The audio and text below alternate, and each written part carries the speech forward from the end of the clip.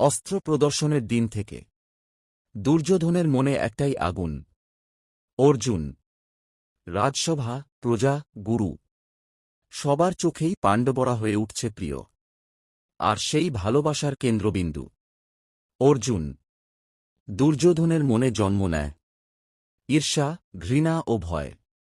সে ভাবতে লাগল, পাণ্ডবরা যদি এমনই জনপ্রিয় হয়, তবে একদিন সিংহাসন আমার হাতছাড়া হবেই। এই ভয় থেকেই ষড়যন্ত্রের বীজ রোপণ হয়। দুর্যোধন, দুঃশাসন, শকুনি ও কর্ণ গোপনে বৈঠক করে। শকুনি কূটবুদ্ধিতে বললেন, যুদ্ধ নয়, কৌশল চাই, যেখানে কেউ সন্দেহ করবে না। পরিকল্পনা হল, পাণ্ডবদের দূরে পাঠাতে হবে, এমনভাবে যাতে তারা আর কখনো ফিরে না আসে। রাজসভায় প্রস্তাব উঠল, গঙ্গার তীরে এক সুন্দর প্রাসাদ তৈরি হবে।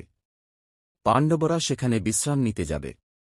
বাহ্যিকভাবে এটি সম্মান ও আতিথ্যের প্রতীক, কিন্তু ভিতরে ছিল ভয়ঙ্কর ষড়যন্ত্র। প্রাসাদটি তৈরি করা হল লাখ, রজনী ও দাহ্য বস্তু দিয়ে। নাম দেওয়া হল লাক্ষাগৃহ। বিদুর এই ষড়যন্ত্র আঁচ করতে পারলেন। গোপনে যুধিষ্ঠিরকে সতর্ক করলেন, ইঙ্গিতপূর্ণ ভাষায়। আগুন যেমন পোড়া কাঠ চিনে নেয়, বুদ্ধিমান তেমনি শত্রু চিনে নেয়।